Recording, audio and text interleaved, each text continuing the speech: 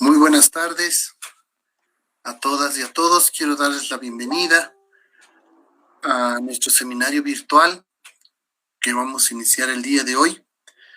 Nuestro seminario que tiene que ver con la introducción al mapeo de conflictos, y tenemos un invitado muy especial para esta jornada.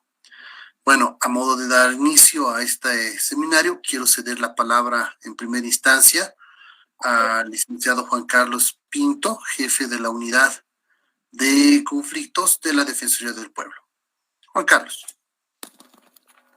Saludos, compañeros, compañeras. Un gusto estar otra vez en este espacio del curso virtual que está impartido por la Defensoría del Pueblo. Y decía muy bien Renzo, estamos en este conversatorio con una persona muy especial, un compañero de muchos años. Él es chuquisaqueño, pero hace mucho tiempo que está en Colombia y está transmitiendo desde Colombia este tema que hoy vamos a tratar, que es la introducción al mapeo de conflictos. Raúl Aramayo es economista, es máster en planificación de empresas, programación neurolingüística, es coach integral, es mediador y facilitador de procesos de diálogo en contextos complejos. Ha participado en el mismo Colombia en muchas de estas situaciones conflictivas en temas políticos en temas de conflicto social. Ha sido en Bolivia asesor de muchos temas, entre ellos la misma cumbre de justicia que hemos tenido hace un tiempo, y muchas experiencias que nos van a ayudar, creo que en el contexto que nosotros estamos requiriendo para profundizar esta temática y nutrirnos de la experiencia que tiene Raúl en esta perspectiva para ser compartida y para ser profundizada.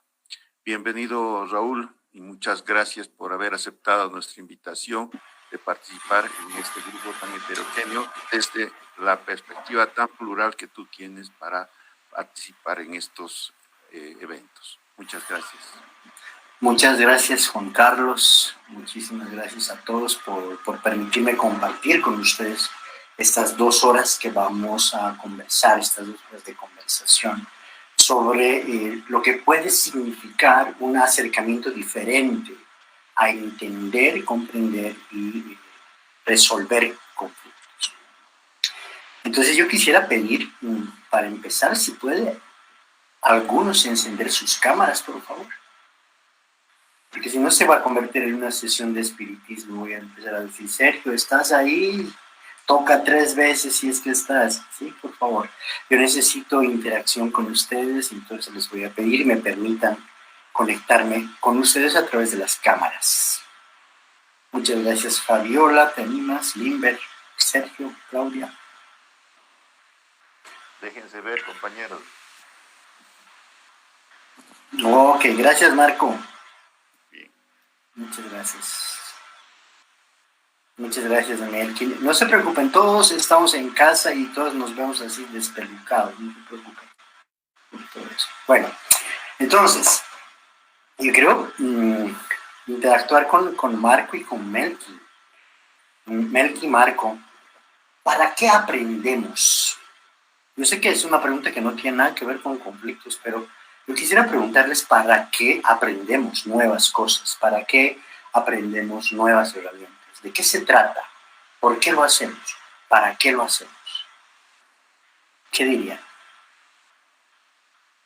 Marco, Melqui, ¿qué dicen? Y también está Olga. Buenas tardes. Hola, Marco. Con referencia a la pregunta, justamente, ¿para qué aprendemos? Justamente desde mi punto de vista, es para un poco nutrir más los conocimientos y poder desarrollarlos los mismos dentro del área uno que se va desempeñando o va desarrollando, ¿verdad? En este área específicamente el tema de conflictos. Ok, muchas gracias, Marco. ¿Qué dices tú, Melqui? ¿Para qué aprendemos? Bueno, la vida es un continuo aprender y que nos va formando y que también al mismo tiempo nos dan herramientas para poder afrontar no simplemente conflictos, sino sentimientos, sensaciones y modos de vida, ¿no? Tanto a nivel individual, en la familia y con la sociedad. Una interactuación que constantemente lo vamos realizando fruto a partir de estos nuevos conocimientos que vamos acumulando. En realidad tenemos una mochila acumulada de conocimientos que nos permite justamente interrelacionarnos y nos facilita esta interrelación. Perfecto, muchas gracias, Melqui. Olga, ¿para qué aprendemos?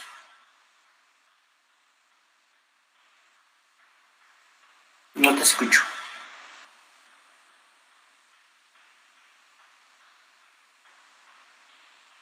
Ok, bueno, entonces voy a hacer otra pregunta. Dale, Olga. Ahora sí te escucho. Bueno, lo decía, ¿no? Que nuestra vida es un constante aprender. Cada día vamos aprendiendo algo, cada instante, y pues eso nos ayuda a poner en práctica aquello que hemos aprendido para enfrentar, ya sea a nivel personal o en la vida profesional, pues todo lo que vamos aprendiendo. Ok, pero ¿y por qué es importante aprender? ¿No podríamos seguir nomás naturalmente avanzando por la vida sin tomar nuevos conocimientos? ¿Por qué necesitamos tomar nuevos conocimientos? ¿Qué dices, Beba?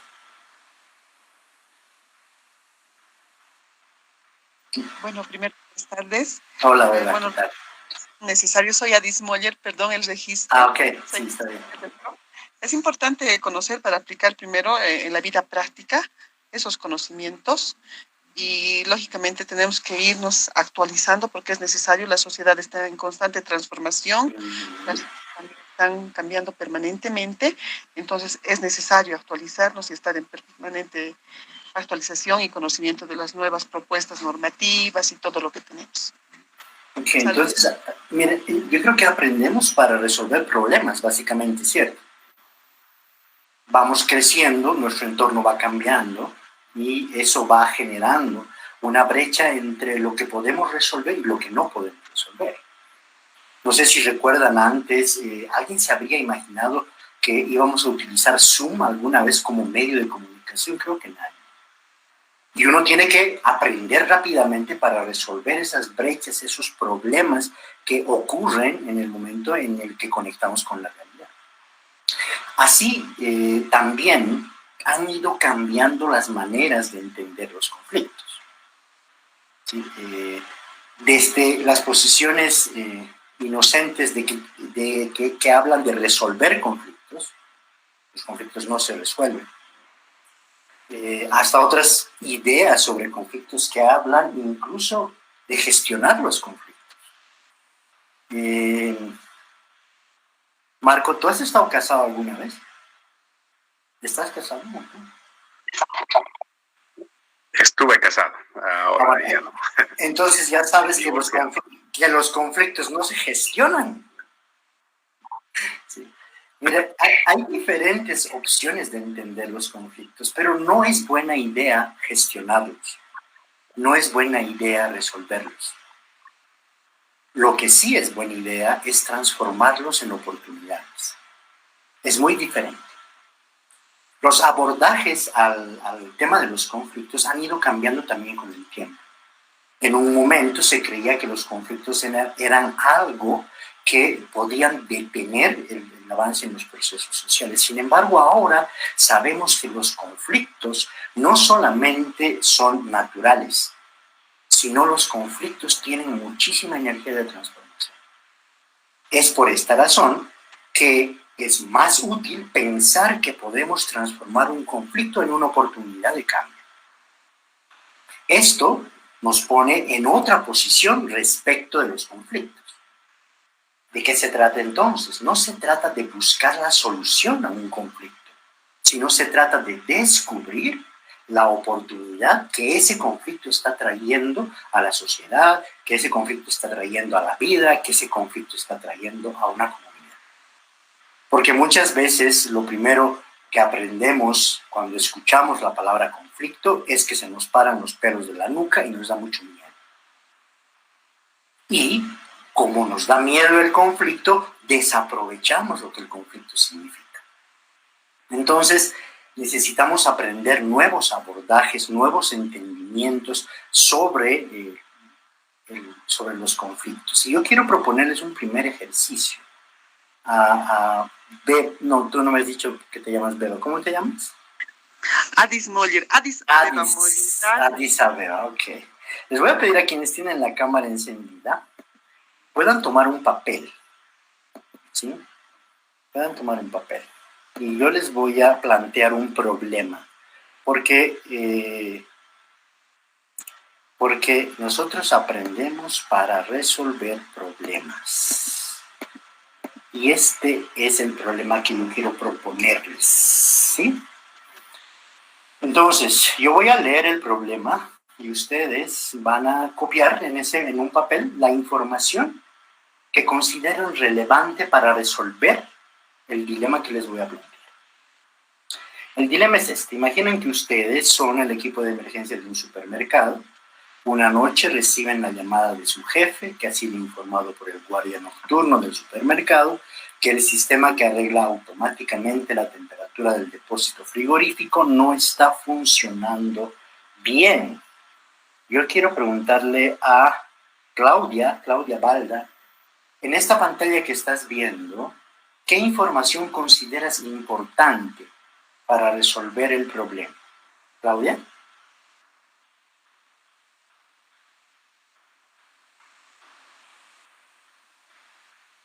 O no sé, Marco. Melqui. Sería conocimientos básicos sobre el funcionamiento de un frigorífico. Oye, pero de la información que estás viendo en la pantalla, ¿cuál crees que es el dato importante? El tema del sistema del manejo automático de la temperatura. Ok, no está funcionando bien. Esa es una información muy importante. Voy a pasar ahora, Melqui, no te vayas. Voy a pasar la pantalla. La temperatura ha subido a más de 17 grados centígrados. Muchos productos lácteos con un valor considerable pueden descomponerse si no se baja la temperatura inmediatamente. Los camiones solo pueden llegar a las 9 de la mañana y tienen que arreglar el problema manualmente. Y si no lo logran, pueden perder el trabajo. Adis, ¿qué información consideras importante en esta parte? Beba. Muchos otros. Yo considero que hay que convocar a las personas que conocen el tema de acá. El tiempo es importante. Ok. ¿Qué más? Pero de la pantalla que estás viendo, aun cuando no conoces el tema, ¿cuáles son los datos importantes para resolver el problema? ¿Qué tomarías tú? ¿Qué datos tomarías? Los productos. Ok, hay muchos productos lácteos. ¿Qué otro dato tomarías? El tema de la temperatura. Muy bien, que hay una temperatura que ha subido a más de 17 grados centígrados. Controlar el tema de la temperatura y los productos. ¿Qué productos tengo? Perfecto. O sea, observa que una primera habilidad para resolver un conflicto o transformarlo o lo que sea es entender qué es lo que está ocurriendo. Y para entender qué es lo que está ocurriendo, una cosa muy importante hacer es saber qué información es importante y qué información no es importante. Muchas veces no logramos resolver los conflictos o transformarlos en oportunidades solo por el hecho de que en un momento en el que estamos en medio de un conflicto no perdemos claridad sobre la información que es relevante para resolver. No te vayas. Ahora mira. Cuando ustedes llegan al depósito frigorífico encuentran una perilla y un dispositivo y un termómetro. La perilla les permite influir manualmente sobre la temperatura en el depósito.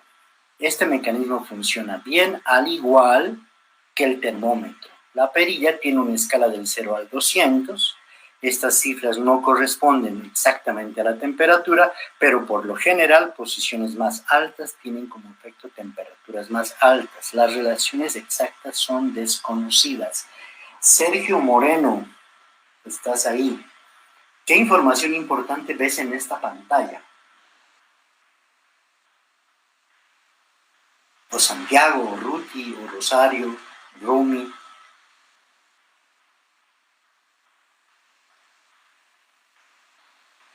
No visibilizo nada en la pantalla, solo tu imagen. ¿No están viendo Hola, la diapositiva? buenas tardes. Hola. Sí. María Hola. Janet, ¿me habla? Hola María Janet, ¿qué información ves? Que hay como primer punto, que en el depósito se encuentra una perilla, indica, ¿no? Y con anterioridad indica de que la solución se debe dar de manera manual. Uh-huh. Acá nos está indicando que la perilla les permite influir manualmente sobre la temperatura. Okay. En el depósito, que vendría a ser ya una de las soluciones, ¿no? Porque si nos pide de que podamos trabajar de manera manual, pues la perilla nos puede ayudar para ello. Y de igual manera indica, ¿no?, de que este mecanismo funciona bien, al igual que el termómetro. Muy bien. La perilla tiene una escala que igual habla, ¿no?, de la temperatura. Pero en lo general, aquí lo que rescato es de una de las opciones que hay, justamente como le decía, de que la solución sería... nos está indicando ya la solución, ¿no? De que la perilla es manual y el trabajo debe ser manual. Ok, listo.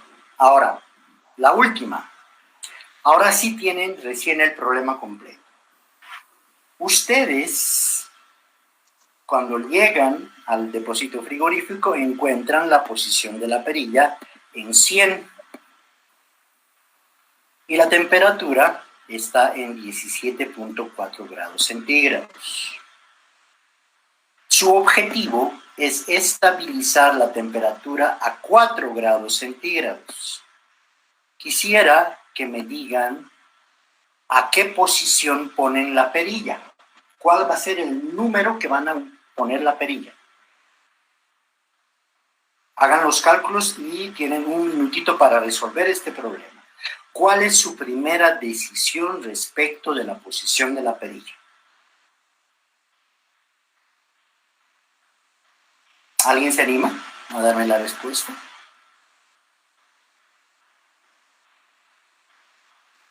Bajar la perilla a 17, está en nivel 100, perdón. Está en nivel 100, bajar a la temperatura adecuada que es de 17. Muy bien. Después, otra opción. ¿Alguien tiene otra respuesta?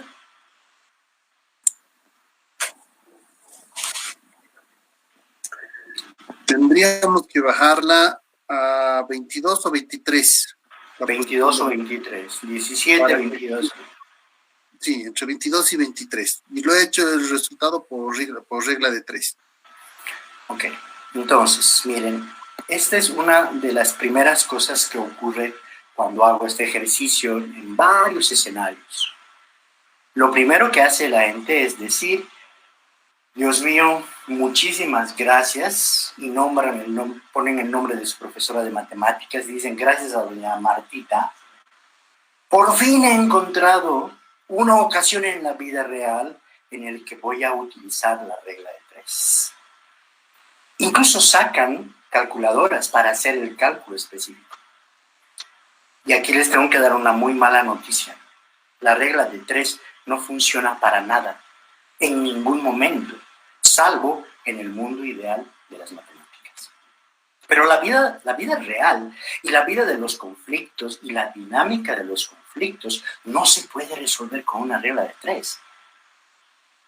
Pero observen que ni siquiera se han cuestionado que ustedes están utilizando un modelo de pensamiento. Pero ese modelo de pensamiento es tan inconsciente, tan reactivo, tan rápidamente impulsado por tu pensamiento y por el contexto, que empiezas a resolver problemas sin preguntarte cómo estás pensando el problema. Observen que ustedes están utilizando, los que han hecho la regla de 3 y los que han pensado en la regla de 3, no son la minoría, son la mayoría. Están utilizando un método del siglo, ni siquiera pues del siglo XVIII. Ustedes han utilizado un método de más o menos el siglo XV. Y ahora la realidad es absolutamente diferente. Utilizar la regla de 3 en los conflictos es equivalente a creer que la mordedura del perro depende de la fuerza de la patada. Eso no es verdad. El perro te muerde como quiere. Porque en los sistemas adaptativamente complejos, en los sistemas donde hay conflicto, las reglas de 3 son un invento que sirven para trazar líneas, pero no sirven para transformar un conflicto en una oportunidad. Entonces noten que lo primero que tenemos que transformar a la hora de pensar un conflicto es el modelo que utilizamos para entender la realidad. ¿Y cuál es el modelo que utilizamos para entender la realidad? ¿Alguien tiene una idea? ¿Cuál es el modelo que utilizamos para entender la realidad?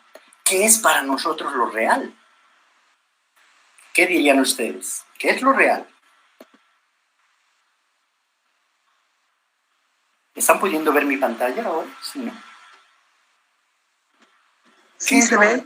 ¿Qué es lo real? ¿Cuántos puntos negros ves en la pantalla?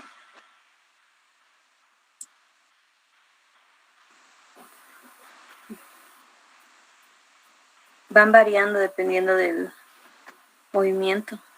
¿Pero de qué movimiento si la pantalla está estática? La realidad es lo que vivimos. Observa que lo que estás viendo es una ilusión óptica y tú crees que es verdad. No hay, es más, no hay ni un solo punto negro solo que tu mente está percibiendo la realidad de una manera diferente cada vez. Y aquí entonces viene una pregunta clave. ¿El mundo donde encontramos los conflictos es construido o es encontrado? ¿Cómo construimos el mundo? ¿Cómo una persona ve el mundo de una manera y otra persona ve lo mismo de otra manera? ¿El mundo es construido o es encontrado? ¿Qué dirían? ¿Qué dirías, Lisette? ¿Qué dirías, Lucho? ¿El mundo es construido o es encontrado? Y era difícil pensar, de verdad. Encontrado. Encontrado. Hay algunas cosas que son encontradas, pero hay otras que son Construidas. ¿El mundo es construido o encontrado? ¿Qué dirías? Hay algunas cosas que son construidas a través de imaginarios sociales, a través de cosmovisiones, y hay cosas que son encontradas. Por ejemplo, la ley de la gravedad es algo que está encontrado, que no depende mucho de tu interpretación. Yo tenía un amigo que me decía, no, Raúl, todo depende de la interpretación sociocultural. Ese es el posmodernismo extremo. No todo depende de tu interpretación sociocultural. Intenta tirarte del piso número 8 de un edificio y negociar culturalmente el no romperte tu cabeza con el primer piso. Es muy poco probable que lo logres. Entonces el mundo tiene dos partes, es encontrado, pero también es construido. Los conflictos, hay cosas que son objetivamente reales, pero hay otras cosas que son construidas en nuestros imaginarios. Los imaginarios son, de hecho, en gran parte, el nudo de los conflictos que tenemos en la actualidad. Este señor es Aristóteles, y este señor decía algo, que las mujeres tenían menos dientes que los hombres. Y aunque Aristóteles se casó 2 veces, nunca se le ocurrió comprobar esta afirmación examinando la dentadura de sus esposas. Yo le quiero preguntar a Germán, ¿por qué crees que Aristóteles nunca contó los dientes de sus mujeres? ¿Tienes una idea, Fernando, Germán, Clarice? ¿Alguien?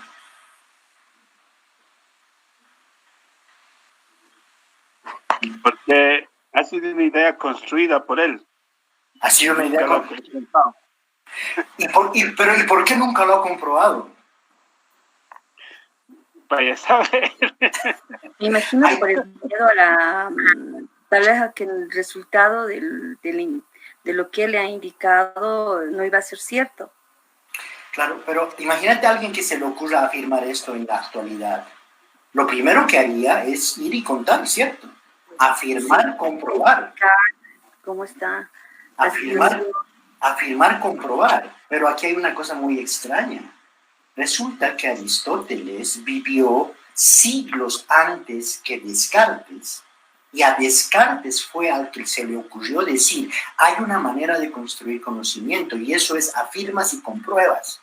Aristóteles, en toda su sabiduría, no sabía el método de Descartes, es decir, no tenía ni idea de que existía un método de ese tipo, afirmar, comprobar, para generar conocimiento. Lo que pasa es que nosotros damos por hecho de que como yo pienso, piensas tú. Como yo razono, razonas tú. El método que yo utilizo para entender la realidad es el mismo método que tú tienes. Y eso no es verdad. Los métodos trazan límites. Método viene del griego met, que quiere decir camino, odo, que quiere decir objetivo, lugar de llegada. Los métodos van a trazar límites. ¿Quieres ver el límite de un sistema? Utilizas un método. El método es, de alguna manera, una posibilidad de explorar el tema, pero también es una cárcel. porque todos los métodos van a generar límites. Esto nos muestra algo que es muy relevante a la hora de hablar de conflictos. Nos muestra la gran permeabilidad de los límites, pero la gran solidez de los métodos. Entonces, cuando tú quieres salir de un límite, ¿qué tienes que hacer? Cuando tú quieres salir de un límite, ¿qué tienes que hacer? Entonces, con este razonamiento, ¿qué diría?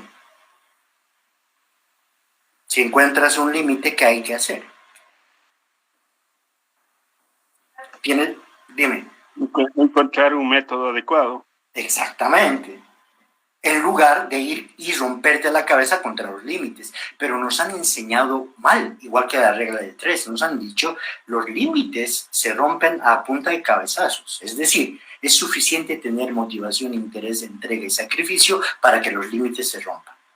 Y eso no es verdad. Los métodos se rompen con métodos, cambiando métodos.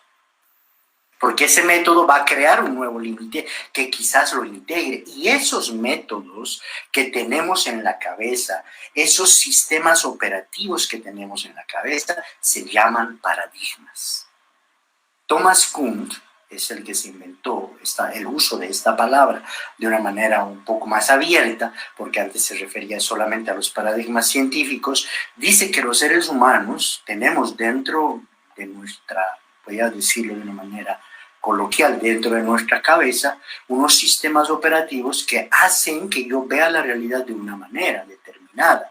Es decir, que mi paradigma va a hacer que yo vea la información, la realidad de afuera y la decodifique. Pero eso no siempre es así para todos. Hay personas que tienen diferentes modos de ver la realidad. Beba, ¿estás ahí? ¿Beba? ¿Beba Müller? ¿Estoy acá? Sí, estoy acá. Ok, te voy a hacer una pregunta.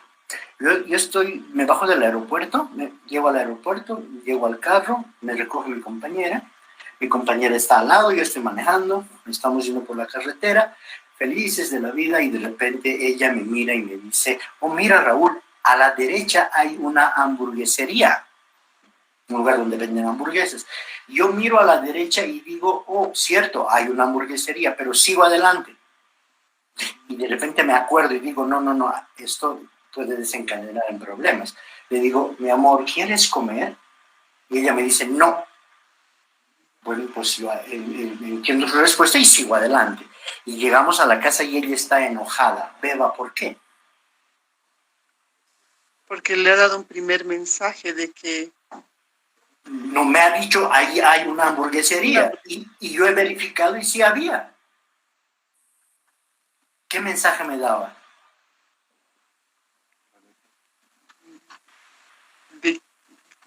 Le anunciaba de que quería una hamburguesa, entiendo, por eso le decía que había una hamburguesería adelante. Pero yo le pregunté después y le dije, ¿tienes hambre? ¿Quieres comer? Y me dijo, no.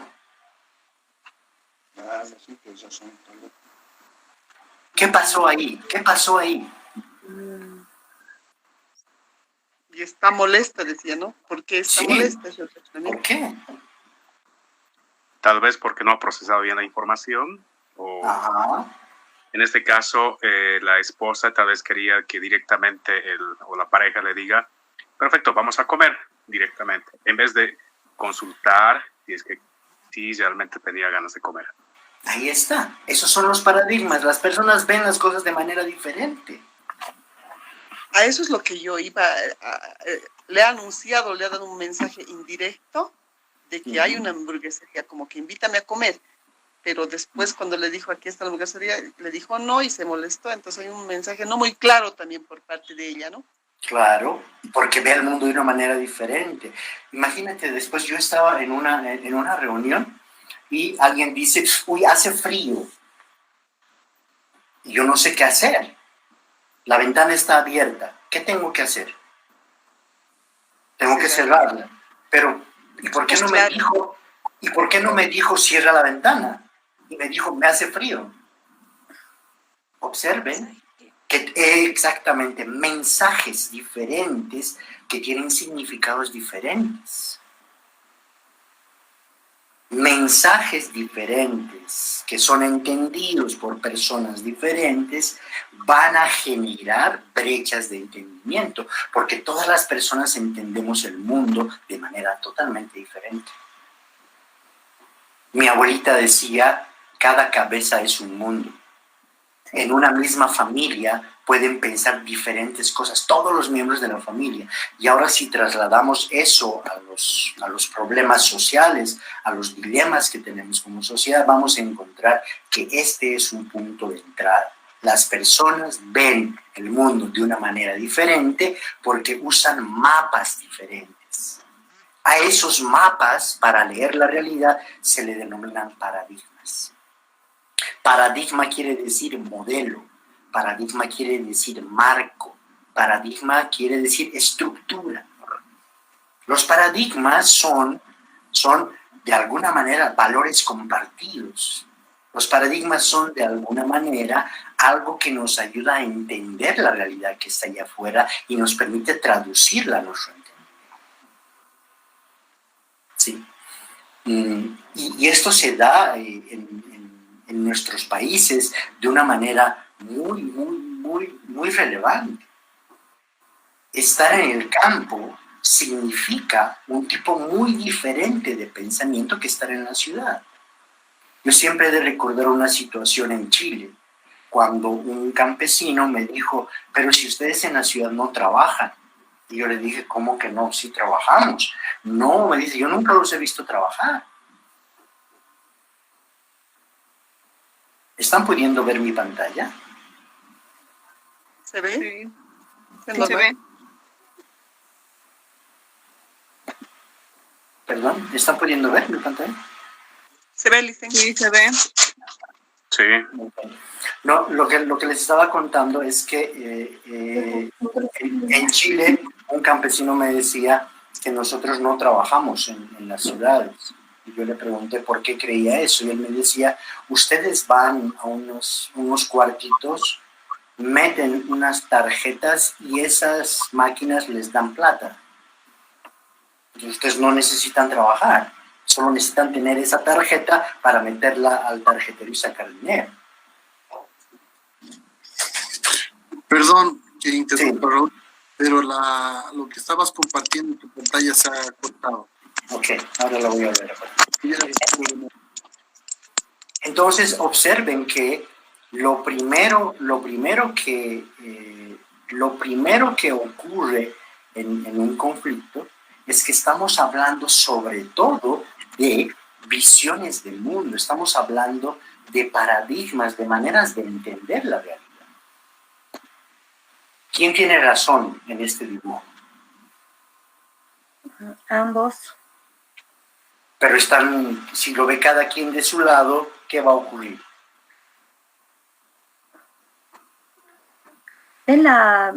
Ven en este caso de manera diferente. Uno lo ve como un 6, uno lo ve como un 9, puede ser otra persona que lo ve hasta como un 0. Entonces, cada uno de acuerdo a su contexto lo va a ver de diferente manera, lo va a analizar y inclusive le va a dar una respuesta diferente a lo que otra persona puede dar. ¿Cierto? Y el mundo actual es muy particular. El mundo de este instante, en este momento planetario con la pandemia y todo, es muy particular. ¿Qué creen que están llevando esos señores en esa caja?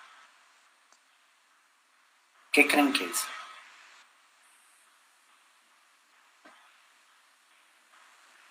¿Qué creen que es?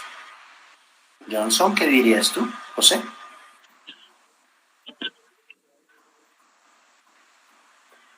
¿Qué es lo que está en esa caja? ¿Qué llevan en esa caja? Hola. Hola, hola. Pienso que es una máquina que están trasladando. ¿Qué máquina será? Puede ser una máquina de imprenta, se me vino a la mente. Una máquina de imprenta. Mira, ahí dice unas letras IBM. Es una computadora, ¿no? Pero, ¿sabes? No es una computadora. Es un disco duro de 5 gigas.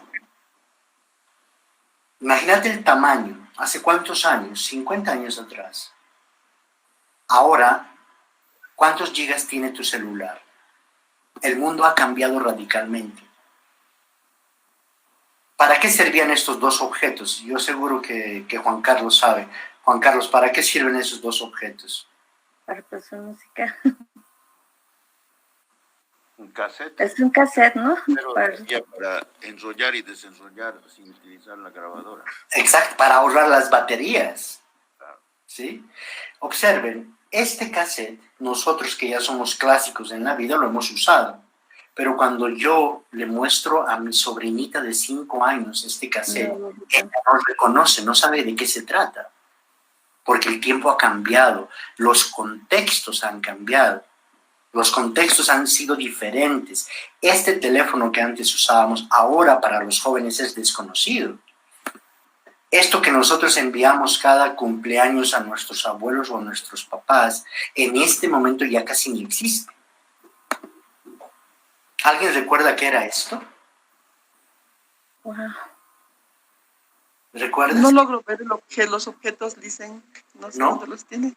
No logro ver ningún objeto. ¿Tú estás viendo, Juan Carlos? Es del área de contabilidad, ¿no? Las primeras... ¿Qué es? Era la opción para poder conectarse a internet por teléfono. Exactamente. ¿Hace cuánto tiempo? 20 años tal vez. Cuando yo le comento a mi hijita, en mi época no había Wi-Fi. Casi le da ataque. ¿Por qué razón? Porque pues el tiempo ha cambiado y observa que los paradigmas cambian en función al contexto. El contexto cambia, el paradigma cambia. El contexto se transforma, el método que yo uso para ver el contexto también necesita cambiar, porque si no va a haber un desajuste entre la complejidad de la realidad del contexto y el método que estoy utilizando para entenderlo. Yo creo que todos hemos visto por lo menos una vez este artefacto. Esto era como el Netflix de esta época, cuando ibas al parque y lograbas alquilar este aparato para poder ver filminas. Todos hemos tenido una foto en este dispositivo con un payasito. Todos hemos sacado fotografías con estos rollos, pero la cosa es que ahora todo esto ya no existe. El contexto ha cambiado. El contexto es ahora muchísimo más complejo. Antes, si nacías en China, tu novia era china, tu mejor amigo era chino, tu profesor era chino, todos éramos chinos. Pero ahora la realidad nos está mostrando, mucho más ahora con la pandemia, que estamos íntimamente conectados. Imagínense, una gotita de saliva en Wuhan desencadenó una pandemia global en todo el planeta. Estamos íntimamente conectados. Eso quiere decir que el mundo ha cambiado radicalmente. El mundo ahora es complejo, ambiguo, eslabonado, rápido, caótico, misterioso, incierto y paradójico. Y a esto se le suma los resultados de la pandemia. Mira cómo es el mundo actual. Complejo, ambiguo, eslabonado, rápido, caótico, misterioso, incierto, paradójico. Se producen alimentos que podrían alimentar 5 veces a la población del planeta. Se tiene la tecnología suficiente como para, observa este dato interesante, el celular que tú tienes en tu mano es tecnología superior a la de la primera nave espacial que llegó a la Luna.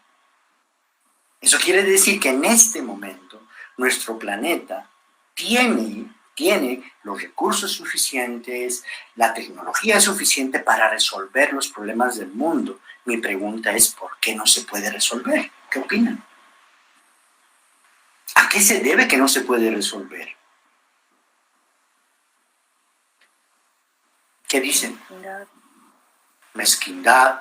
Muy bien. ¿A qué más? Falta de empatía también. Falta de empatía. ¿Qué más? Inadecuado uso de los medios actuales que tenemos. ¿Y por qué los usamos mal?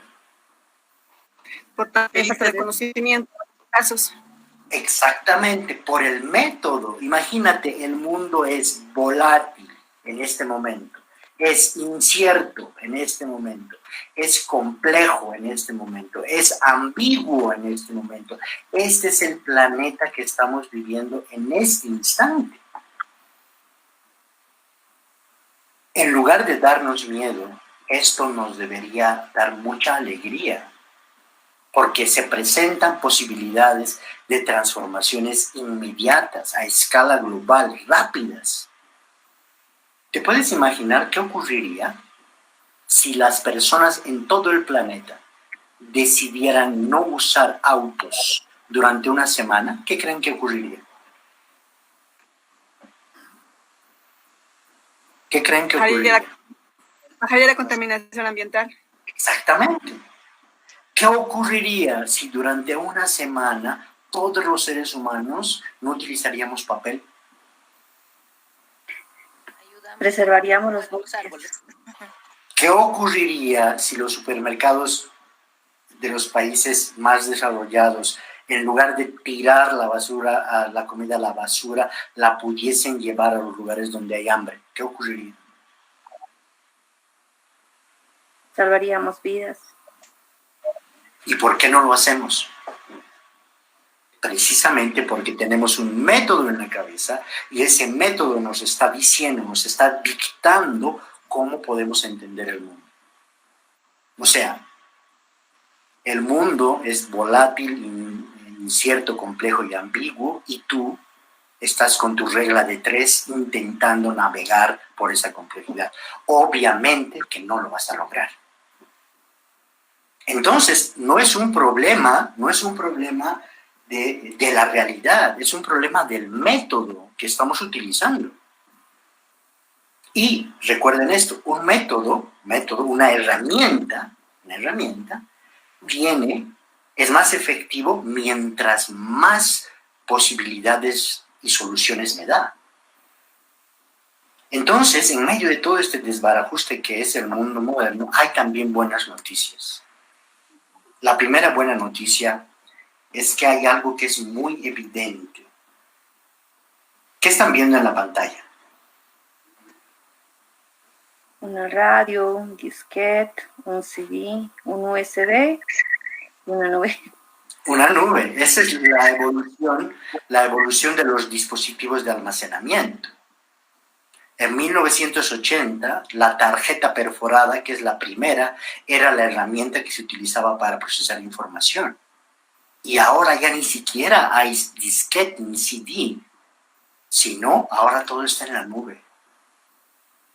¿Esto qué quiere decir? Que está habiendo una transformación en la manera de entender la realidad. ¿Qué están viendo en la pantalla? Ropa interior. La transformación de la ropa interior. ¿Y por qué se ha transformado así? Observen. No nos damos cuenta, ni nos preguntamos por qué razón esto se ha transformado de esta manera. Porque los modelos mentales, los paradigmas, no se ven, están dentro de nosotros, pero actúan todo el tiempo. Nos permiten discernir qué hacer, qué no hacer. ¿Sabían que con la cantidad de recursos con los que se restauró Notre Dame, se podía haber evitado el hambre en África por 50 años? Sí. ¿Sabían ustedes que el incendio que había hace poco en Latinoamérica, si es que hubieran habido posibilidades de cooperación global, se podía haber apagado en 2 días? Uh-huh. Entonces, observen que están cambiando los métodos y estos métodos están permitiendo vislumbrar esto que se llaman niveles de conciencia. El primer nivel de conciencia es el nivel egocéntrico. Aquí lo más importante soy yo. Y lo tenemos todos los seres humanos. Mi sobrinita Sofía, por ejemplo, cuando yo le digo jugaremos a los ocultos, se tapa sus ojitos. Ella es tan egocéntrica que si cree que ella no ve, yo no le veo. Luego se desarrolla la altitud sociocéntrica, donde ya no cabe solamente yo, sino en la altitud de conciencia sociocéntrica caben los que se parecen a mí. Los diferentes no caben todavía. En el nivel mundicéntrico caben todos. Y en el nivel cosmocéntrico, que es la altitud más alta de conciencia, cabe toda la vida. Hay una cosa que a mí me gusta entender de los conflictos, y es que existe más posibilidad de resolver un conflicto cuando más alta está tu conciencia, es decir, cuando tú puedes observar el conflicto con mayor profundidad y lo más completamente posible. Por ejemplo, Internet es una tecnología mundicéntrica, pero la conciencia que navega Internet es una conciencia egocéntrica. El 80% de la navegación de Internet es pornografía y redes sociales. Entonces, este es un primer elemento del método para poder entender que los conflictos se resuelven mejor si elevas tu altitud de mirada. Es como si estás en una montaña, en los 100 metros, tú vas a ver un poquito, pero si elevas tu mirada a 200 metros, o a 300 metros, o a 400 metros, vas a poder ver más lejos. Entonces, la primera tarea de la transformación de conflictos es elevar tu conciencia, es elevar las cosas de las que te das cuenta. Mientras más amplia sea tu mirada, mejor vas a poder resolver y transformar los conflictos en oportunidades. Porque la altitud de conciencia va a determinar a qué vas a cuidar. Cuando tu altitud está ubicada solo en el yo, hay el autocuidado. Me cuido yo a mí mismo y no me importa lo demás. Cuando tu altitud de conciencia pasa al nosotros, vas a tener solidaridad. Cuando elevas al todos nosotros, vas a tener responsabilidad. Y cuando empiezas a ver la vida en general, incluyéndote, vas a tener compasión, que es el cuidado compasivo. Estos son los 4 niveles de cuidado que están determinados por mi altitud de conciencia. No sé si recuerdan al inicio de la pandemia, todo el mundo compraba papel higiénico, mascarillas y alcohol. ¿Eso en qué nivel estaban? Autocuidado, ni siquiera se preocupaban pensar que los vecinos, si uno tiene alcohol, pero el vecino no, da lo mismo, porque el contagio es también posible a través de los vecinos. Pero luego empezaron a organizarse. A decir, un momento, vamos a apoyar a los señores mayores del edificio. Empezó a aparecer la solidaridad. Luego aparece la responsabilidad, pero la responsabilidad no aparece por ley. La responsabilidad aparece cuando tu conciencia se eleva para observar a los otros. ¿Me siguen acá? Sí. Ok, entonces, la primera cosa que tenemos que hacer para transformar un conflicto es asegurarnos que estamos operando desde el nivel de conciencia más elevado posible. Ahora, para poder entender todo esto, hay muchas investigaciones y una de las más interesantes en el mundo es una investigación de un psicólogo que se llama Clare Graves, que nos dice hay diferentes visiones de mundo. De hecho, hay 8 visiones de mundo. La visión beige de mundo, donde lo más importante es sobrevivir y el pensamiento es instintivo. La visión magenta del mundo, donde lo importante es la seguridad, la tradición y el pensamiento, y el tipo de pensamiento es mágico y animista.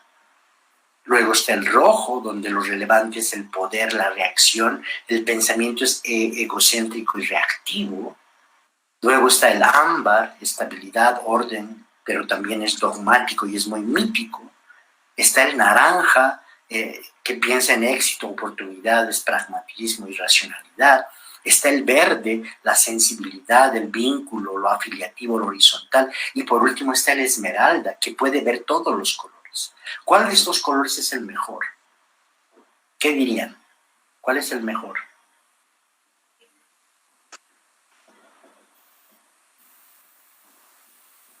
¿Qué dirías? ¿Cuál de estos es el mejor?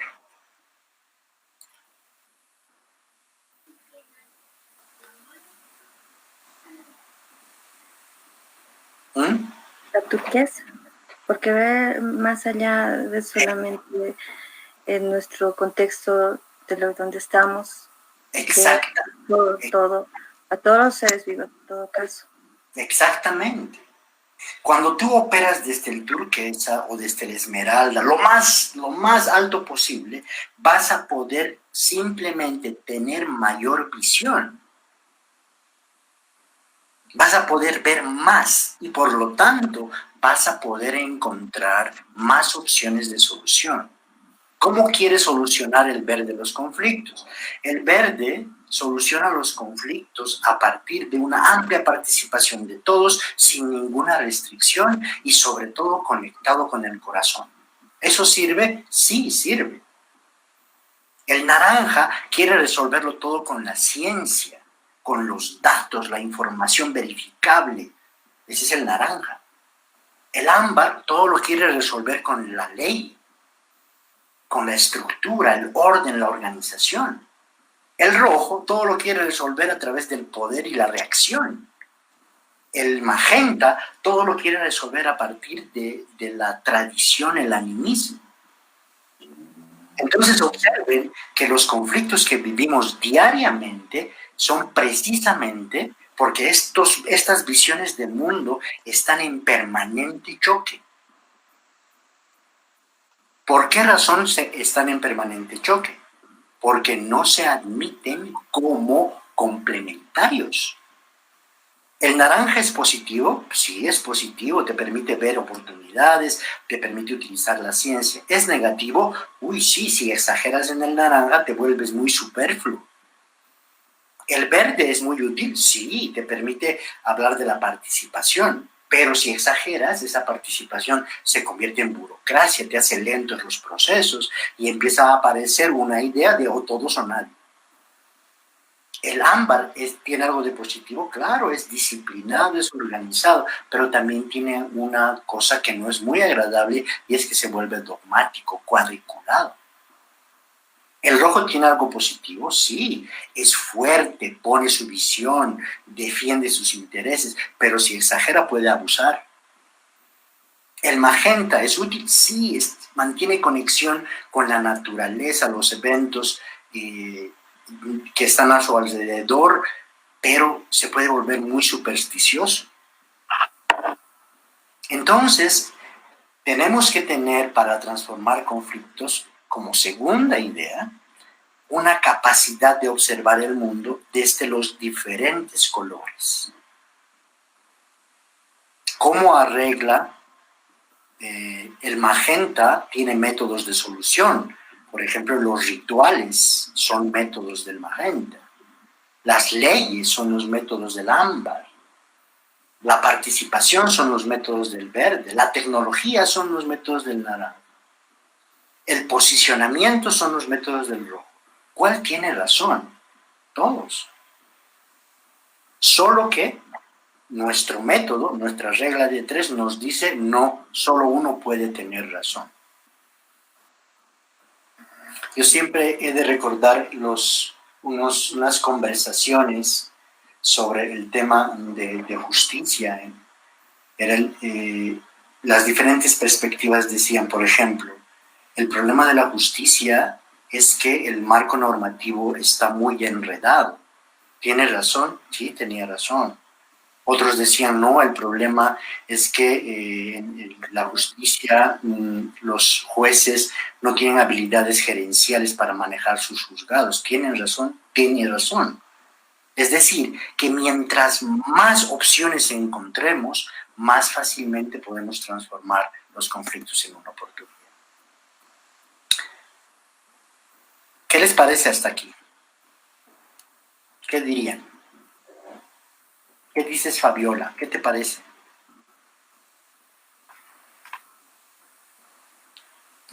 ¿Qué dices, Adis?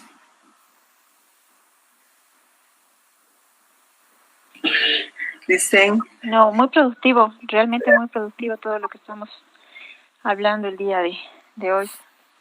Te voy a poner Me ha dilucidado muchas dudas. te pongo un ejemplo. Un adolescente, ¿en qué color está? Dependiendo del contexto que esté su realidad. Y eso es cierto. Pero, por ejemplo, un adolescente que dice, ay, yo no quiero hacer caso, a mí no me gustan las reglas, quiero expresarme yo como quiero, ¿en qué color está?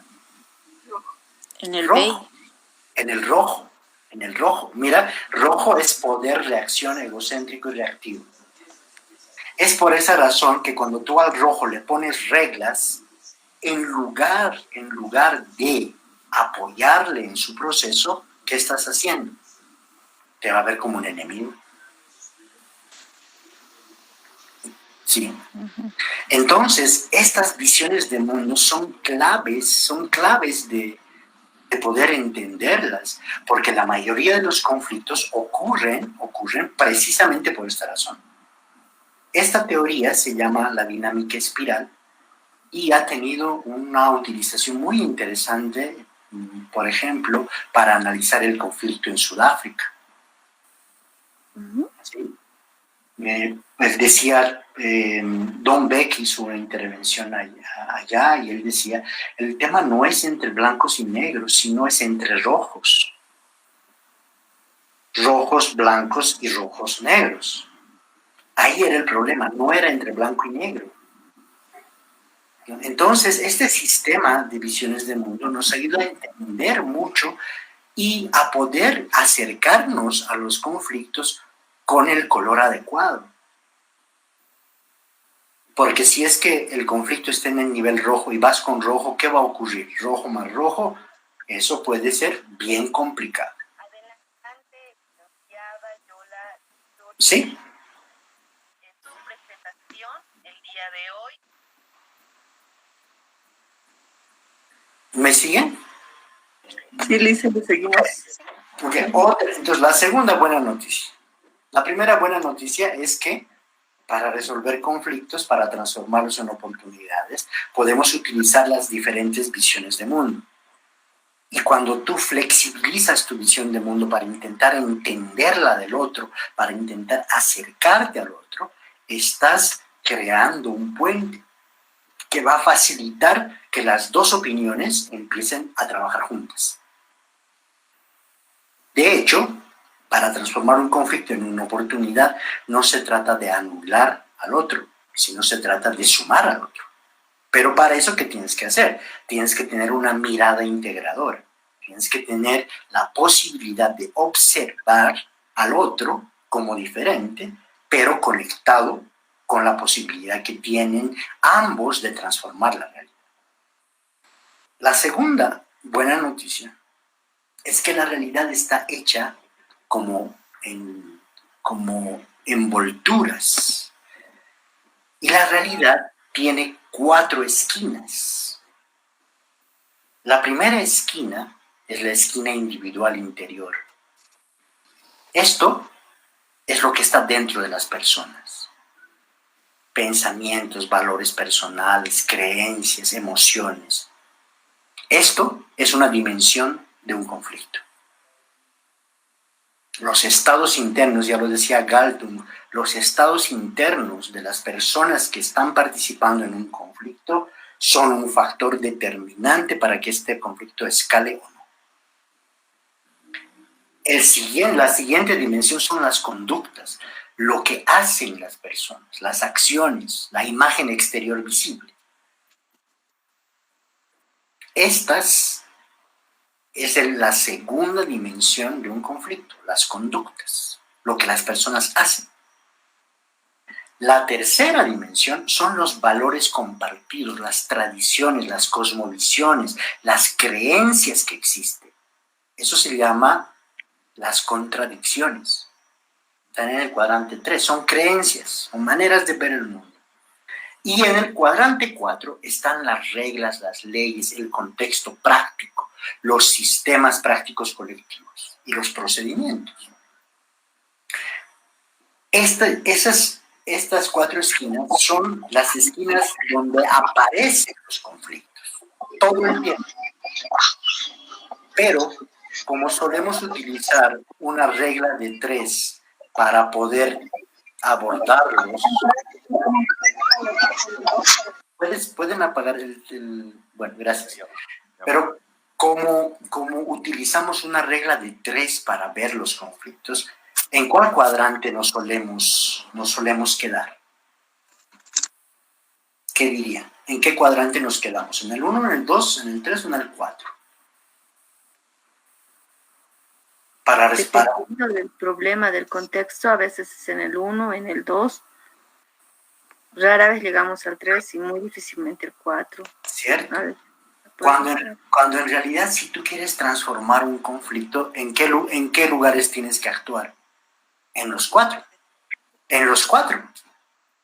No puedes actuar solamente en un cuadrante. La transformación de conflictos requiere trabajar en el estado interior, en el estado interno de las personas que están en conflicto. 2, en lo que hacen, las conductas que tienen, las habilidades que tienen. 3, en las contradicciones producto de sus creencias. Y también en las reglas, leyes, procedimientos y los sistemas prácticos colectivos. Existe mucha tentación, especialmente en el ámbito de la gestión pública, trabajar los conflictos, la planificación, la gestión misma de los territorios solo en el cuadrante 4. ¿Por qué razón? Porque tenemos una regla de 3 que nos dice lo más importante son las reglas y las leyes, las herramientas, pero no así lo interior.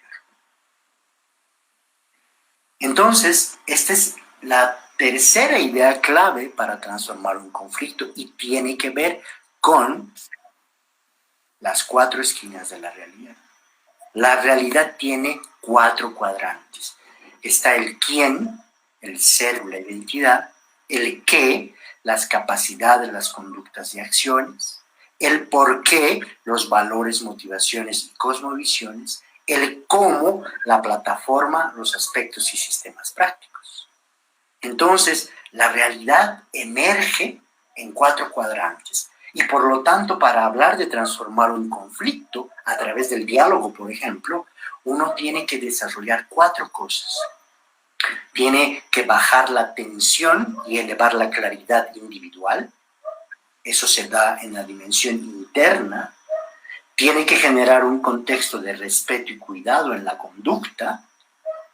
Mejorar la densidad y la calidad de las relaciones y sumarle capacidades y espacios institucionales. Normalmente, los procesos de diálogo como herramientas para transformar conflictos fracasan porque solo se quedan en el cuarto. Es decir, se tiene la ilusión de que creando capacidades y espacios institucionales el diálogo va a prosperar, pero no es así. El diálogo prospera cuando trabajamos estas cuatro dimensiones de una manera equilibrada. Y esto va a generar una transformación en el conflicto. Pero ¿cómo se hace entonces? Es muy simple. Son 3 pasos que puedes dar. Primer paso, te preguntas, ¿cuáles son las variables que están movilizando el conflicto? Y para eso utilizas los cuadrantes. Este es un caso que he querido traerles para compartir con ustedes, de un país que no es Bolivia, pero ocurrió un conflicto entre una empresa petrolera y un pueblo indígena a raíz de unos hallazgos arqueológicos. El resultado es que estaban haciendo una perforación y encontraron un cementerio con restos arqueológicos. Siguieron el procedimiento, pero guardaron los restos en una habitación que no tenía las condiciones estéticas para guardar los restos arqueológicos y avisaron a la comunidad de que estaban ahí esos restos. La comunidad fue y observó que su cementerio, los restos de su cementerio, estaban en una habitación que parecía un basurero. Ese fue el detonante del conflicto. El irrespeto de parte de los pueblos indígenas. De parte de la empresa decía, pero si son huesos, ¿cuál es el problema? Observen que era un dilema no de solamente el cuadrante 4. Entonces lo primero que haces es preguntarte, a ver, ¿cuáles son los factores que están influyendo en este conflicto? Y los identificas. Por ejemplo, en el cuadrante 1, en el caso de este conflicto, era la voluntad y motivación de los actores involucrados y las percepciones sobre la sostenibilidad de la solución.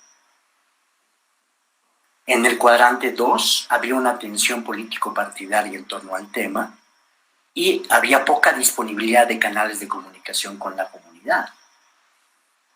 En el cuadrante 3, la calidad del tejido social comunitario era muy baja y la capacidad de diálogo intercultural de la compañía también. En el cuadrante 4 no había un proyecto compartido entre la empresa y la comunidad y la empresa no tenía claro los límites financieros de la empresa. Todo esto estaba generando el conflicto en cada cuadrante. Entonces, el primer paso es preguntarme qué factores están movilizando el conflicto en cada cuadrante. ¿Sí? ¿En cuál intervendrías tú? ¿Cuál escogerías de estos 8? ¿Alguien tiene una idea? ¿Eustaquio? ¿Melqui? ¿Qué dirías tú, Melqui? ¿En cuál de esos 8 factores intervendrías? ¿Qué harías? Bueno, tendría que ser en los 4 cuadrantes. Ajá. Porque no estaría sesgando, ¿no? Ahí está. Podría llegar a la solución.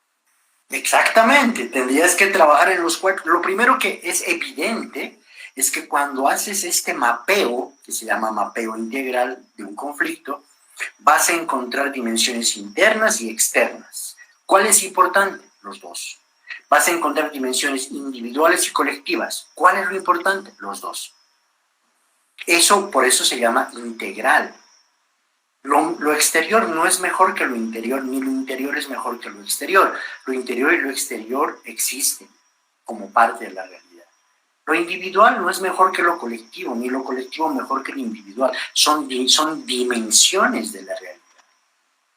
Entonces, cuando combinas todo esto, obtienes 4 cuadrantes. Y para transformar un conflicto, tendrías que escoger una variable de cada cuadrante. Esa es una opción. Pero podríamos ser mucho más detallistas. Y podríamos usar un segundo paso que se llama el análisis de sensitividad. El análisis de sensitividad es preguntarse cómo es la interacción de estas fuerzas motrices. O sea, cómo estas fuerzas que están acá están interactuando. Y para eso se utiliza una herramienta que se llama la computadora de papel. Esta computadora de papel lo que hace es, por ejemplo, analizar, por ejemplo, la disponibilidad de canales de comunicación con la comunidad influye en la existencia de un proyecto compartido entre la comunidad y la empresa. Si la respuesta es sí, me pregunto cuánto, bajo, medio, alto o muy alto. Y anoto lo que yo creo que es la influencia de la variable A sobre la variable B en este cuadro. Luego sigo la variable A sobre la variable C, la variable A sobre la D y así sucesivamente. Entonces, con esto, lo que yo tengo es una estructura de interacciones de las fuerzas motrices o de las variables que están dinamizando el conflicto. Y observen que la variable A, por ejemplo, tiene una suma. Cuando yo sumo todos los números que están en la fila, obtengo una cantidad. ¿Qué me querrá decir eso? ¿Alguien tiene una idea? ¿Qué representa el 16?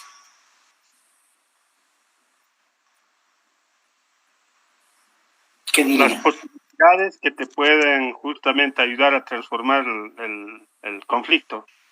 Exactamente. Cuando yo hago este análisis, la que tiene más suma activa es la variable más poderosa.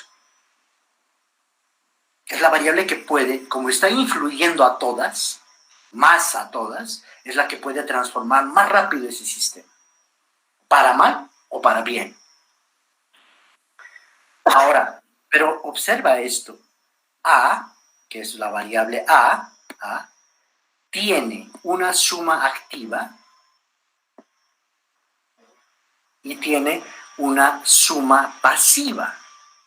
A tiene 16 y 13.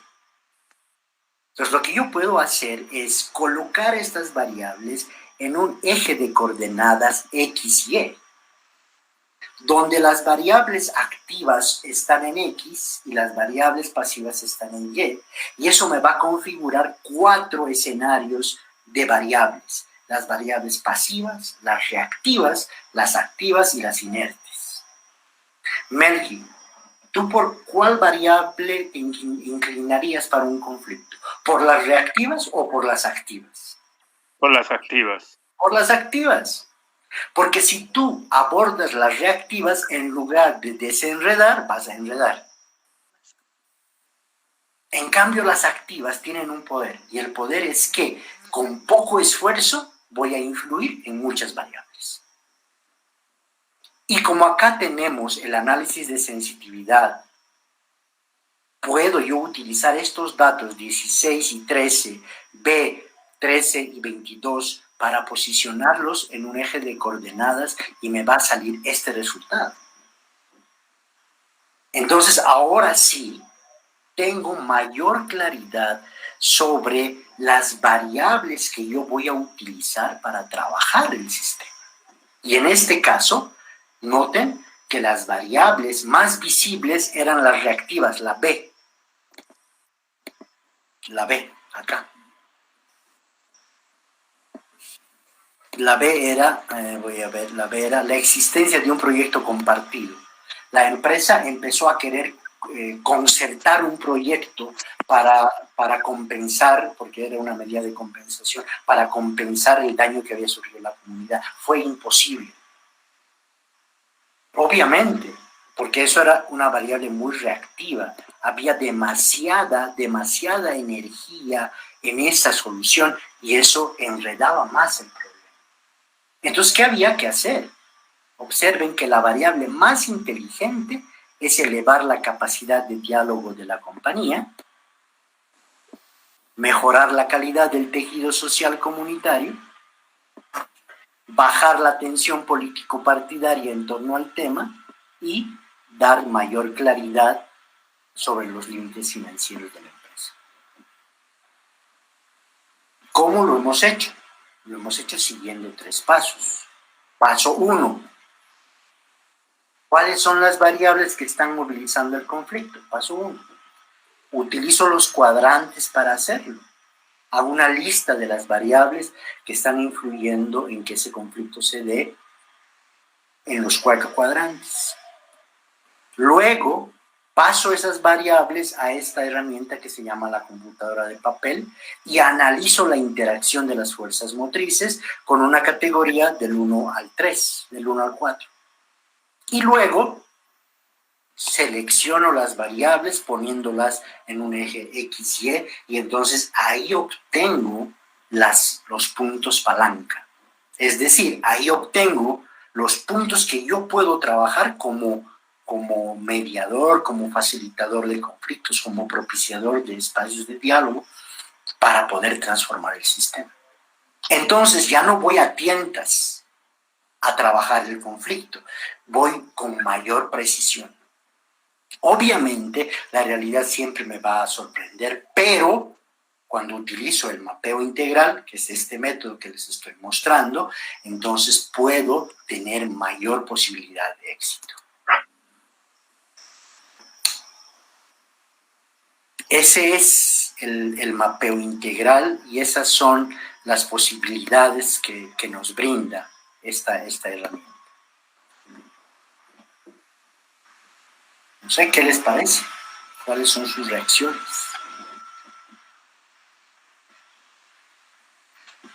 Es interesante, ¿no? Nos está ayudando, tal vez probablemente nosotros asumimos o enfrentamos un conflicto para transformar a partir de varios elementos que nos decía construir y la realidad. Con esa teoría y esos cuadros que nos has mostrado, pues nos ayudaría un poco más para poder enfrentar incluso cuando un conflicto se avisora como una alerta o cuando ya se han declarado medidas de hecho, por ejemplo, para poder ingresar, ¿no? En base a lo del mapa de papel, por ejemplo, me parece algo muy interesante, ¿no? Para poder afrontar y transformar el conflicto. Sí, y también recordar que esta matriz integral nos pone el estado interno de los participantes en el conflicto como algo importante, su conducta, sus contradicciones y también el contexto. O sea, uno tiene que tener una visión global del conflicto y no solamente ver la conducta de la gente. Porque cuando ve solo la conducta, lo que va a intentar hacer son medidas para apagar la conducta. Y no es buena idea apagar la conducta, sino hay que llevarla a un lugar productivo. Esa es la idea de transformar un conflicto. No es apagar el conflicto, es transformarlo en una oportunidad.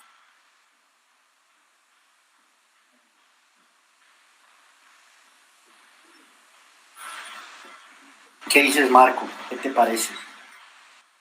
Muy productivo lo que justamente hace mención con relación al análisis específico que se debería realizar ante un conflicto que se presente conforme a las características de cada región, porque obviamente, como hacías mención, cada región tiene sus características especiales y tiene su manera y forma de interpretar las cosas. Y eso es determinante para un conflicto. Y también para las soluciones. Por ejemplo, el tema del COVID. En el cuadrante 4, que son las reglas y procedimientos. ¿Qué habría que hacer en el COVID? Desde el cuadrante 4, que son reglas, procedimientos. ¿Qué hay que hacer ahí? ¿Qué se les ocurre?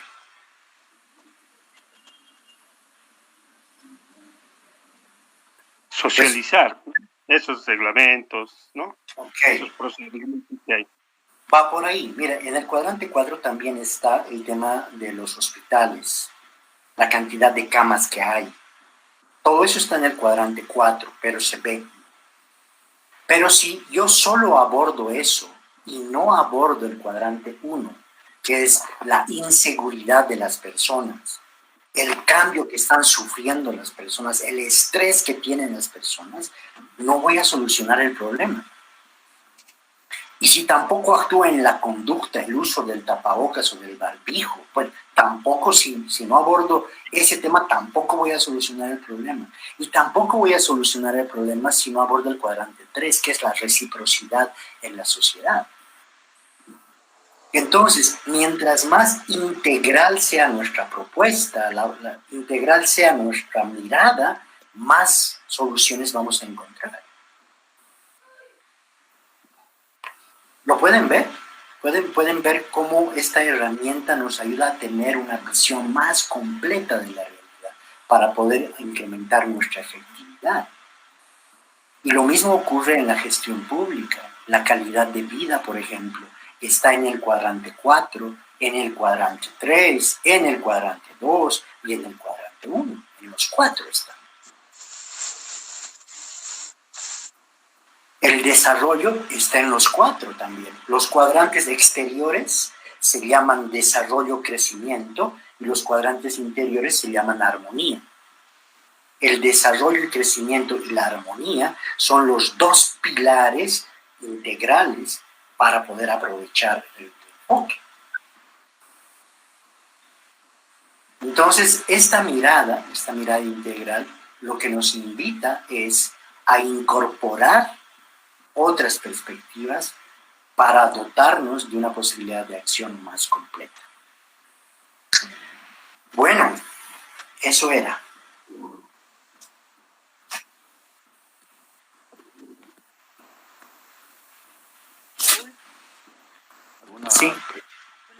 consulta. Sí. Entonces, lo que tú nos has explicado se podría armar con un protocolo, ¿no? Para poder coadyuvar y transformar el conflicto, obviamente de acuerdo a cada realidad. Es prácticamente, creo Así que es. una propuesta también de protocolo, ¿no? Claro. Podrías incluso hacer una guía para analizar conflictos en cada cuadrante, con preguntas guía para que tú puedas navegar un conflicto de una manera adecuada. Por ejemplo, preguntas clave del cuadrante 1. ¿Qué están sintiendo los actores? ¿Dónde está su confianza? ¿Cuál es su motivación? Preguntas clave del cuadrante 1. Preguntas clave del cuadrante 2. ¿Qué hacen? ¿Tienen habilidades de comunicación? ¿Cómo comunican las cosas? ¿Cuál es su lenguaje? ¿Será que ese lenguaje genera confrontación? ¿Por qué no transformamos ese lenguaje en otro más proactivo? Cuadrante 2. Cuadrante 3. ¿De qué manera su cosmovisión podrá estar influyendo en el conflicto? Su posición en el grupo.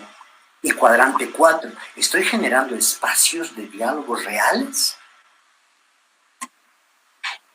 Y cuando yo mapeo integralmente un conflicto, ya sé, y no voy a ciegas a un conflicto, ya sé en qué puntos puedo trabajar. Entonces, esta herramienta, el mapeo integral, es una herramienta más precisa para poder transformar conflictos y no apagarlos, sino transformarlos, que es la idea de esta herramienta. Gracias, Raúl. Muchas gracias, Raúl. Realmente la explicación y la presentación que has realizado creo que nos va a ayudar bastante realmente para cuando yo me una al grupo, donde realmente nos pones y nos dejas con algunas propuestas muy interesantes que nos obligan a repensar un poco sobre la idea o la línea que estábamos pretendiendo, más que todo seguir cuando hablábamos de cómo poder afrontar un conflicto y poderlo, en este caso, transformar de manera satisfactoria. En este momento vamos a aperturar el espacio precisamente para que las personas que están con nosotros acompañándonos ahora puedan hacer preguntas o también puedan compartir algunos comentarios en relación a lo que se ha visto en esta sesión.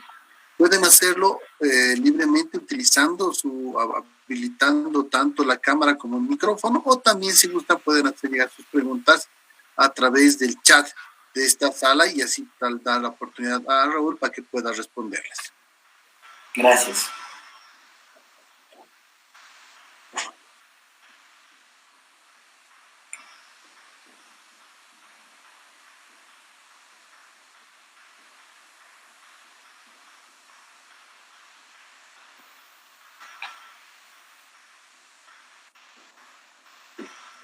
Yo comentaré algo. Dale, Juan. Creo que un punto central y que has hecho tu introducción justamente al respecto es no asumir el conflicto como la ruptura de la normalidad, sino que el conflicto es parte de la normalidad. Ese es uno de los puntos. Entonces, quitarnos la idea de que hay que resolver conflictos como apagando incendios para que todo quede tranquilo, sino que los conflictos son oportunidades para conocer mejor, para conocernos mejor, y hablo en el sentido personal e institucional, colectivamente, etcétera, etcétera, pero la metodología hace mucho para que podamos aprender de eso. Es decir, porque todos los días vivimos conflictos, pero no procesamos, como tú decías, una metodología que nos permita aprender, sino procesamos en el sentido en acción-reacción, normalmente. Es decir, el conflicto, entonces tenemos que resolverlo, tenemos que poner en acción una reacción que nos permita no quedar mal, quedar bien parados, entre comillas, frente a otra fuerza que se antepone al conflicto. Y eso se vive personalmente, pero también socialmente. Entonces, y los conflictos sociales, dentro de estas características, nos ayudan, lo que tú has marcado, nos ayudan a mirar de manera integral y también asumir que hay conflictos que se pueden leer desde visiones sociales y también políticas. Porque a veces podemos entender que las visiones políticas o visiones de clase van a continuar, es decir, solamente han generado, se han expresado en determinados momentos, pero no van a resolver las diferencias que existen, por ejemplo, en una sociedad. En determinado momento, la diferencia entre un sindicato que le pide a un patrón demandas y lleguemos a un acuerdo, no están solucionando el problema de fondo de las diferencias sociales. Pero de todas formas está planteando elementos de, digamos, satisfacción mínima que permitan equilibrios, pero para seguir caminando en una visión más integral de decir, quisiéramos una sociedad en la que todos puedan tener lo necesario para vivir.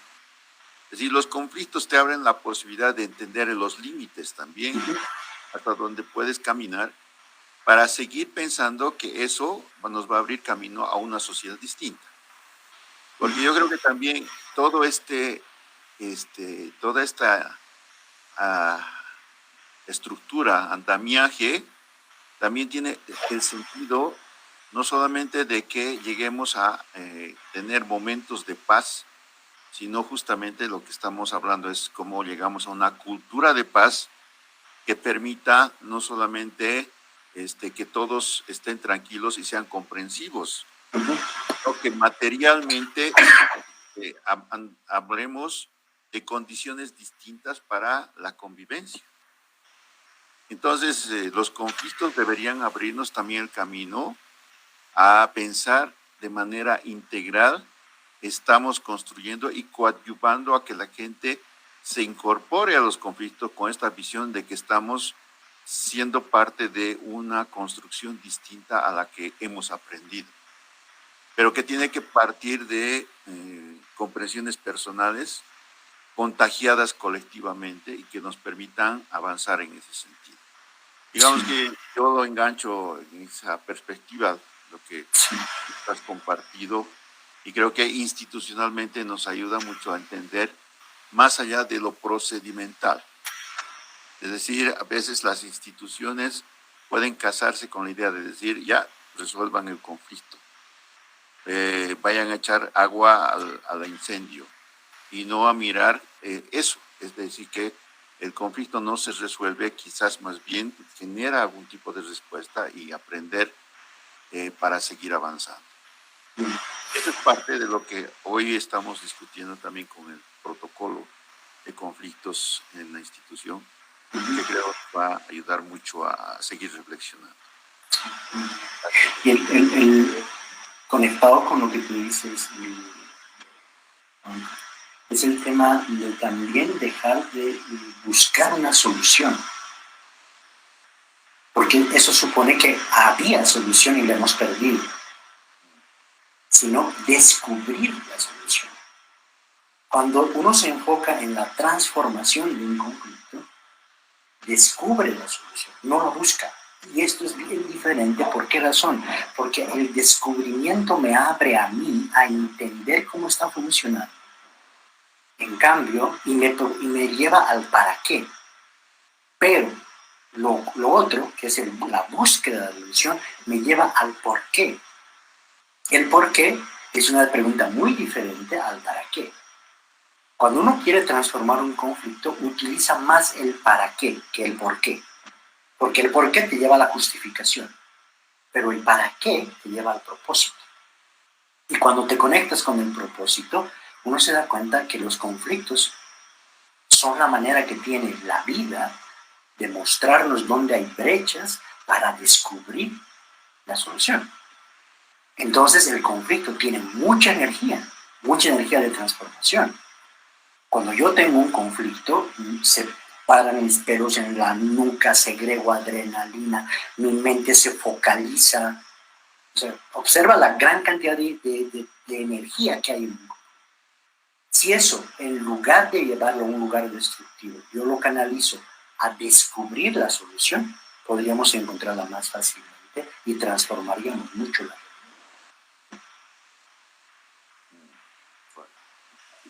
Gracias, Raúl. Tengo ya preguntas que nos han llegado a través del chat del curso y no sé si te parece bien que vaya tal vez todas o prefieres que vayamos respondiendo una a una o prefieres que te lea unas 3 o 4 y respondes. Dale, sí, algunas, léemelas. Vamos, entonces tenemos la primera que nos escribe Uganda Bedia y su pregunta va relacionada en que dice que cada vez el mundo está siendo más complejo y bajo esta lógica sí es necesario que se debe buscar más soluciones rápidas. Luego tengo en realidad Rosario Rivera, que en realidad te manda una felicitación porque dice que es una explicación muy ilustrativa para poder transformar conflictos. Teodoro Canaviri nos hace la pregunta si existe algún texto o libro que puedas recomendar para trabajar lo que tú estás presentando. Sí, luego, yo ahí aprovecharé. Hay un libro que a mí me parece muy interesante para el tema de los conflictos, es de Mark Gerson. Mark Gerson se llama ¿Cómo transformar conflictos en oportunidades? Es un libro muy útil donde tiene todo este abordaje conceptual, ¿sí? Ese es un libro. Otro libro que a mí me parece muy útil es El proceso U de Otto Scharmer. Ese es otro libro. El proceso U, Otto Scharmer. Y el otro libro muy útil también es de David Bohm, Diálogo, sobre el diálogo se llama. Esa es otra herramienta que nos ayuda mucho. Y hay otro más de Adam Kahane que se llama Cómo resolver conflictos complejos, algo así. Tal vez puedo enviarles yo la lista de la bibliografía que tengo de esto para que ustedes puedan tenerla. Claro, muchas gracias. Podríamos aprovechar esta bibliografía y nosotros vamos a compartir a través del aula virtual a todos los participantes. Perfecto, entonces yo les envío la bibliografía. No sé si quisieras responder la pregunta de Uganda también sobre este planteamiento de que como el mundo está siendo más complejo, es necesario buscar más soluciones rápidas. Yo diría que necesitamos encontrar soluciones que nos integren a todos, porque también he visto que las soluciones rápidas muchas veces es hacer más de lo mismo, solo que con mayor intensidad. Yo creo que la pandemia nos ha llevado a esta idea de no ser tan reactivos, ¿no? Y tenemos que entender primero lo que está ocurriendo antes de ponernos a solucionar las cosas. Ok, gracias. Fabián hace la pregunta. Aplicando este método ¿se podría dar solución a los conflictos de colisión de derecho? Yo estimo que sí, porque el tema de los derechos no es un tema unilateral, sino es un tema sistémico, ¿no? Y este método sí nos permite observar la dinámica del sistema. Yo creo que sí se puede. Perdón, creo que alguien había pedido la palabra y quería hacer una pregunta. Sí, más una complementación a partir de la exposición de Raúl. Creo que el tema donde debemos apuntar a trabajar, Raúl, desde mi punto de vista, creo que son en los niveles de conciencia. Porque no creo que las soluciones rápidas nos den las transformaciones, ¿sí? Hay un tema fundamental que lo has planteado también entre paradigma y método. Muchas veces estamos dislocados y obviamente esto genera mucho más conflictividad. Yo creo que hay que buscar poder trabajar también ahí en la complementariedad entre el paradigma y el método que nos pueda ayudar. Pero sobre todo yo apuntaría a esos niveles de conciencia que nos has mostrado, los 4 niveles, y pues es ahí donde hay que trabajar. Simplemente esa complementación. Gracias, Raúl, y un abrazo. Gracias, Melqui. Y también esto tiene la pregunta de Fernando, me dice, ¿cómo liberarse de parálisis paradigmáticas y lograr seres compasivos? ¿Es solo la comprensión de las 8 cosmovisiones? No es solo. Yo creo que aquí tiene mucho que ver con 2 cosas.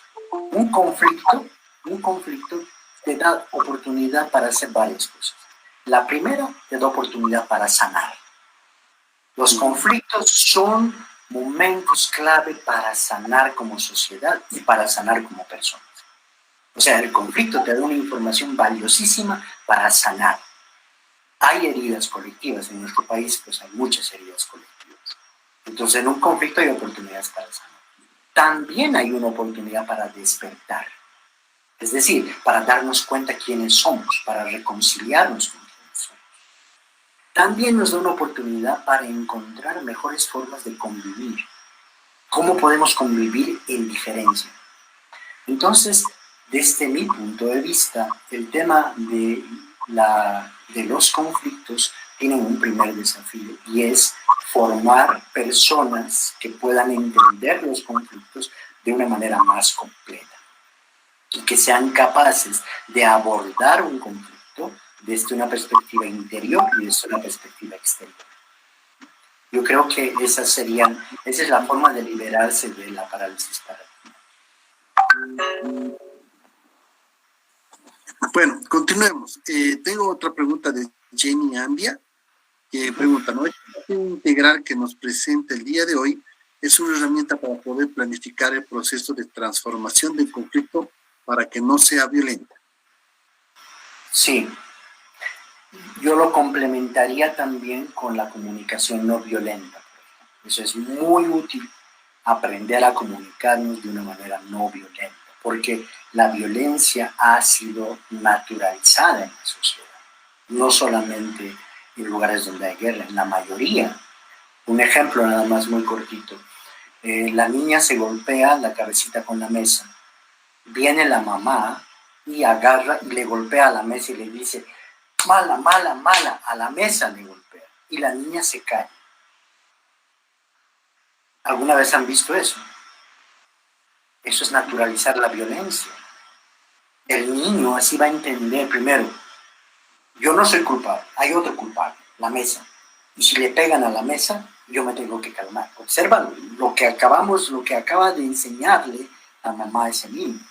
Entonces, yo creo que esto, el mapeo integral complementado con comunicación no violenta, puede generar unas capacidades más completas para transformar los conflictos.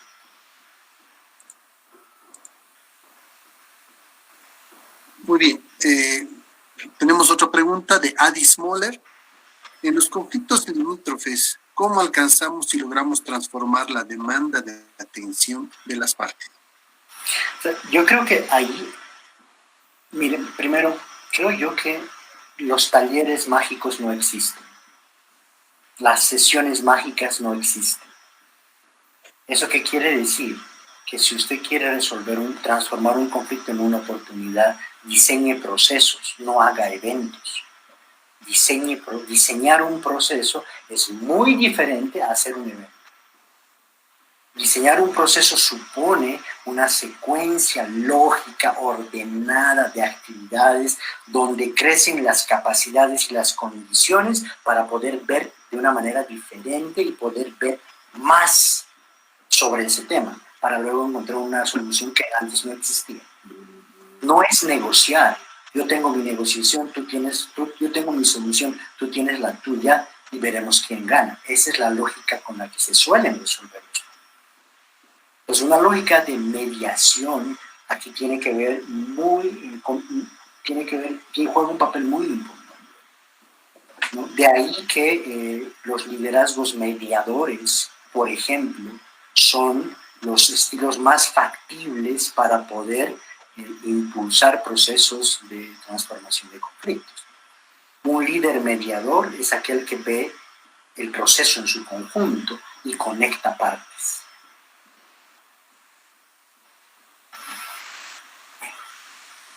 Ok, Raúl, quiero proponerte, tengo un par de últimas preguntas que nos han llegado a través de Facebook, la gente que está participando con nosotros en Facebook, ¿no? Bueno, la primera es de Ima Díaz, que nos dice si es que se ha podido utilizar este mapeo en los eventos que nosotros hemos vivido en el país en el noviembre del 2019. Y también tenemos una pregunta de Magali Quispe, que nos consulta si es posible que puedas compartir estas herramientas para que ellos puedan ponerlos en práctica. Sobre los conflictos del 2019 no he tenido oportunidad de hacer ningún análisis ni aplicación de esto.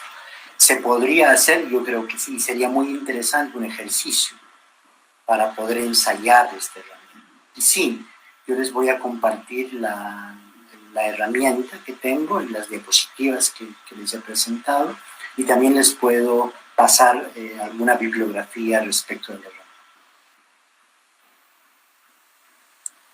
Gracias, Raúl. De todas maneras, también aprovechar para confirmar y avisar a todas las personas que están con nosotros acompañándonos el curso que estamos grabando esta sesión y que también en su momento va a ser compartida con ustedes para que ustedes también puedan poder volver a verla y tener una idea más clara, ¿no? Para ese momento, ¿no? Entonces, toda la información que tú gentilmente puedas enviarnos, Raúl, vamos también a compartirla a través de nuestra aula virtual como parte de los documentos, ¿no? Que les damos, que son los anexos y complementarios al trabajo del curso. Les va a ser un gusto. Bueno, entonces ya no tenemos más preguntas, creo que acaba de llegar una última. En realidad es simplemente una ¿Puedo hacer una pregunta? Claro, Gladys, continúa, por favor. La siguiente, por favor. Yo he estado en una etapa de conciliación con una pareja, pero tratando de hablar con ellos de sus problemas. Bueno, en este caso la mujer tenía problemas, era víctima de violencia sexual de niña, y eso involucraba que se sentía víctima, a pesar de que el esposo le daba todo, y entonces mi conflicto era no poder ayudarle a solucionar, porque tenía una base que no había dicho a nadie y que en ese momento lo reveló, y no he podido yo conciliar con eso, y aparte había tenido un problema de incesto en su familia, que tampoco ella sabía que era un delito. Entonces para mí ha sido difícil poder llevar a cabo, en este caso, solucionar un conflicto, y eso tal vez quisiera que me pudieran ayudar. Sí, yo pienso que los abordajes terapéuticos no son abordajes de facilitación de transformación de conflictos, sino son abordajes orientados a sanar, sobre todo, ¿no? Entonces, esa es una gran diferencia. En esos casos, lo recomendable es un abordaje terapéutico, porque eso ha generado heridas demasiado profundas que solo pueden ser resueltas a través de un camino terapéutico. O sea, por más que hablen, eso va a seguir ahí latente hasta que sea resuelto. Y eso solo se puede hacer a través de un proceso terapéutico. Gracias. Bueno, entonces con esta última pregunta estaríamos cerrando precisamente esta sesión del día de hoy. Por mi parte también agradecer mucho, Raúl, gracias por el tiempo, gracias por la explicación tan clara. Estamos seguros que todo este material que nos vas a hacer llegar y este video que vamos a tenerlo va a ayudar bastante para poder nosotros hacer un mejor trabajo, y obviamente a todas estas personas que participan del curso desde sus municipios, desde sus regiones, también puedan aportar a poder transformar el conflicto. Antes de si podría darle la palabra tal vez a Juan Carlos para que pueda cerrar. Ya había propuesto a Raúl para este curso porque ya hemos tenido una experiencia de varios años de intercambio y sabía que podía aportarnos mucho a todos los que hemos asistido. No solo en las herramientas, sino en la reflexión de fondo que siempre nos plantea Raúl. Es decir, no es solamente tener las herramientas y aplicarlas, sino el sentido que tiene. Lo que estamos construyendo colectivamente, y ese es el aporte principal. Es decir, no es solamente úsese y aplíquese y úsese y solucione, sino es un poco encontrar que en medio de todo esto tenemos un sentido de construcción humana y social. Y ese es el aporte principal que yo siempre quiero resaltar de Raúl, que nos aporta en esta dimensión, para seguir pensando humanamente que es posible cambiar el mundo. Muchas gracias, Raúl. Gracias a ti, Juan. Muchísimas gracias y nos estamos viendo. Feliz año. Gracias, licenciado. Gracias a la Gracias. Gracias. Un saludo. Un saludo. Muchas gracias. Chao. Gracias, licenciado. Gracias. Chao. Muy buena presentación, gracias.